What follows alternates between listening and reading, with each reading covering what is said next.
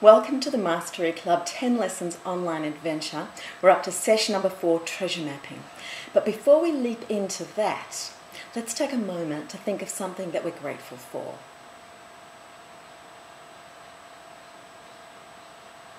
And let's take a minute to visualize our goal. So pick one of those goals, maybe the one that's most important to you, and take a moment in real full sensory detail to visualize yourself achieving it. And remember to have that feeling of gratitude when you've achieved it, all right? Take a breath first.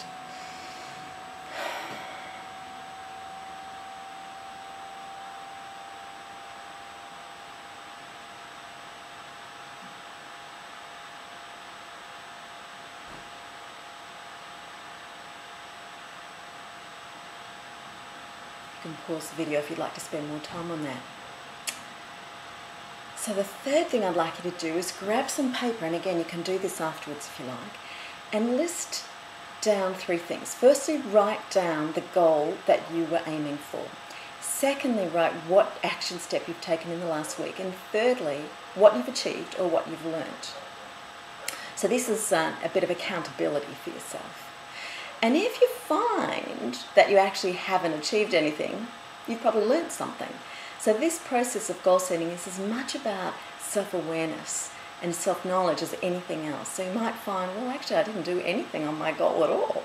In which case you can reflect and think, well, what do I need to do to make this more important to me so that in the next week coming up, I do take action on it. So grab that piece of paper, write down, my goal was, I did this step, and I achieved or learnt this, all right? Maybe you can do that after the video, or pause and do it now.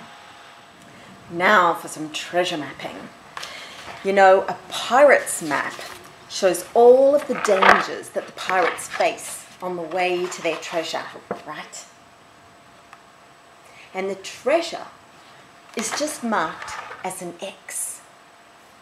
A treasure map, on the other hand, focuses in on the X. What do you want your treasure to be? As of next week, we're going to be talking about some of those challenges along the way. But for today, we're going to focus on the X, on the treasure. This is a treasure map.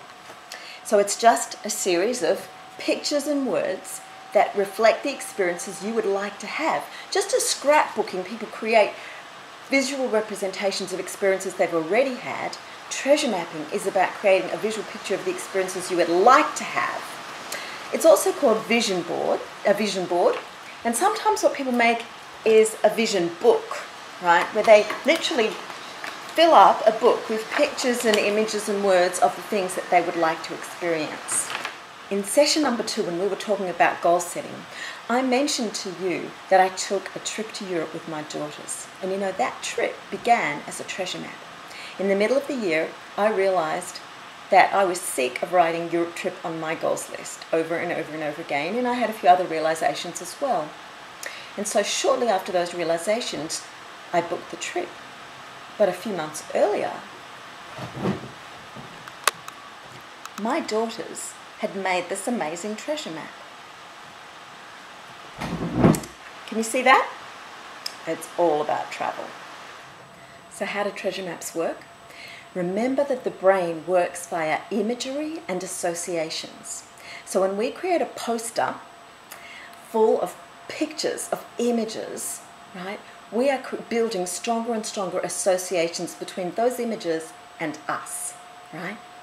If you want to know a bit of science about this, every time we think a thought, we create connections in our brain between our brain cells, our neurons, right? And there's something called a myelin sheath, a kind of coating that goes down on top of the nerve fibers in order to facilitate the conduction of nerve impulses, of messages, right? So the more often we think of something, the more we myelinate that particular pathway. Get why it's so important to be conscious of what you're thinking and to think useful thoughts?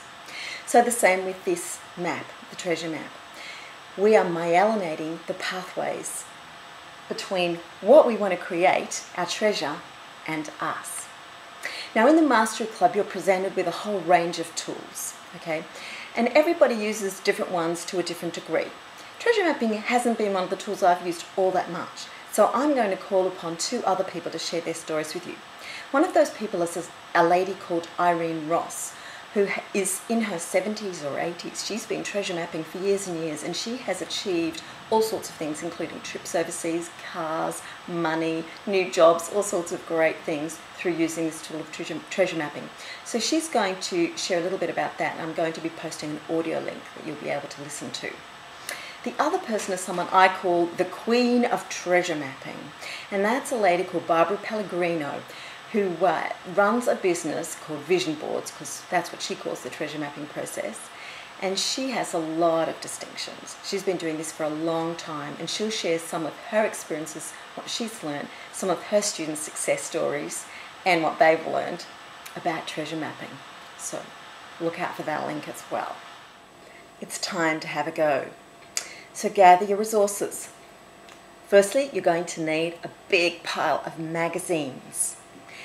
You're going to need glue sticks and scissors and a big piece of poster paper that you can use to stick all that stuff onto. Now, when you're gathering the magazines, make sure that you collect a pile that are relevant to your interests. So if sport's important to you, make sure you've got sporting magazines in there. If travel's important to you, make sure you've got travel magazines, so that when you go through the magazines, you'll find words and images that are relevant to you that you're going to want to use on your map. Here's a little tip. You might want to treasure map in a group. It's really quite fun to sit around the table with a whole lot of people and a big pile of magazines and glue sticks and scissors, and to call out and share with each other the different things that you're finding. So that's a thought for you. Now, there is a warning. If you're anything like me, once you start leafing through a magazine, you might find yourself getting caught up in articles, interesting articles, and reading recipes and looking at pictures and things. So before you start, take a moment to reflect on what you're wanting to achieve, what kinds of things are important to you, so that you directionalize your brain to focus on those things. Now, speaking of which, there are actually two ways to go about treasure mapping. One way is to do it very intuitively, where you literally give yourself 10 minutes to search through those magazines, that pile, really fast, just allowing your subconscious to tell you what to pull out. So you'll just zip through and go, oh, that leaps out at me, I'm drawn to that, and just pull out the words and images that grab your attention, and then put them aside, put them in the map, and you might be surprised by what you find. The other way is to go about your treasure map much more deliberately. So where you actually really consciously think first of what it is you're looking for, what are the words, what are the pictures, and you look for those things. So the warning is that that's the one that can make it more tricky. You can get more easily caught up in distractions when you go through it more slowly like that. But that's a good way to do it too. So you can do it either way. Let me know what you choose. I'll be interested.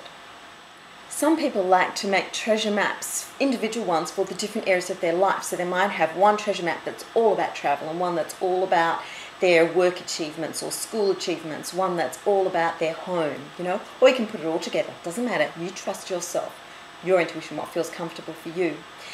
The other thing to consider is whether you want your map to include short-term and long-term things, if you're focusing just on now, or the big picture as well, the long-term. All right, so you can work, again, either way.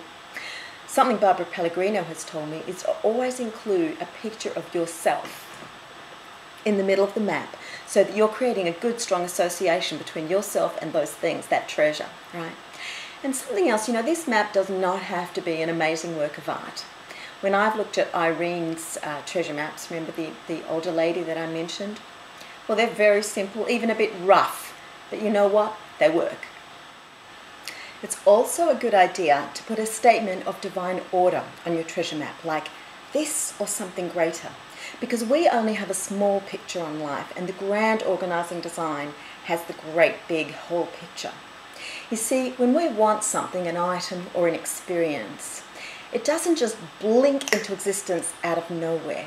It comes to us through other people and other resources, right? There's a universal law that nothing is created or destroyed. It just changes form. Einstein's formula, E equals mc squared, is an expression of that law. And so, because so many other people and so many other resources are involved, it's wise to just have that statement. this or something greater because we can't see the big picture. For example, Billy in the Mastery Club, he wants to mow lawns to make money. He's going to need people with lawns he can mow, right? Think about Sandy. She has a goal of a particular role in a play, and someone else has that role. So for her to achieve her goal, someone else has to lose that role, right? Natalie's goal is to travel to the Greek islands with her family. So that's a goal that involves her whole family, cruise ships, all sorts of stuff. If I want to build a house, it's not going to just blink into existence, is it? We're going to need to speak to the council and get plans. We're going to have architects building up, a design of the house. We need builders, carpenters, electricians, plumbers, tile makers, plasterers, bricklayers. We're going to need a toilet. We're going to need sinks. We're going to need door handles. There's so much stuff to consider with a house. If I want to make a movie, think of all the people involved in that. The screenplay has to be written. The music has to be written. We need directors. We need producers. We need actors. We need cinemas. We need audience. We need popcorn sellers. There's just so many people involved. And so that's one of the reasons that our goals, especially the big ones, don't come to us, don't just land in our lap really quickly, because there's a lot of detail to organize. And so that's why I suggest you include some kind of blessing on your map, like this or something greater, or for the highest good of all concerned. Often we think it will be good for us to have something, but we don't actually know that for sure. For example, supposing we want to win a sporting event or a performance of some kind, a competition of some kind. Maybe we want to be voted in school captain.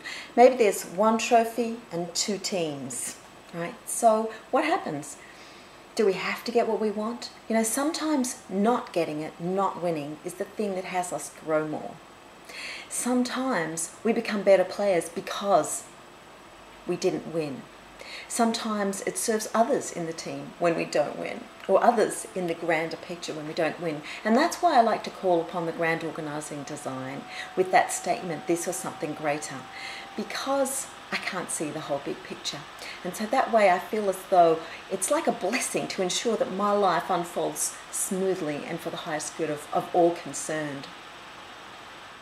This grand organising design, it's like an intelligence that governs everything.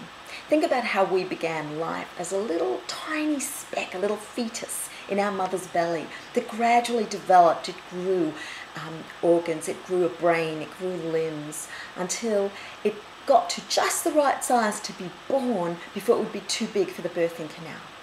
Think of the intelligence outside in the plant and animal kingdom, in those ecosystems where everything, the microorganisms and the plants and the animals and the birds and everything just work together in perfect order and harmony.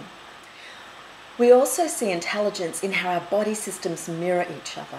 Chiropractors work with the spine, don't they? And each of those vertebrae along the spine relate to different organs in the body. Very interesting stuff. The eye, iridologists work with the eye, which reflects all the organs of the body. Our feet, foot reflexologists work with the feet. Different spots on the feet and the hands reflect, again, the whole body. Pretty interesting stuff. Even our hair, we can take a strand of hair and have it analysed to learn about the health of our cells and tissues. Pretty interesting stuff. Nothing's random from the tiniest level to the largest level. It's very intelligent. I talk about this a lot more in the sequel to the Mastery Club, which is called The Hidden Order. Did you know that each human being is like a mini universe? We all have the same elements that go to make up the big universe inside us in the same proportion. Isn't that amazing?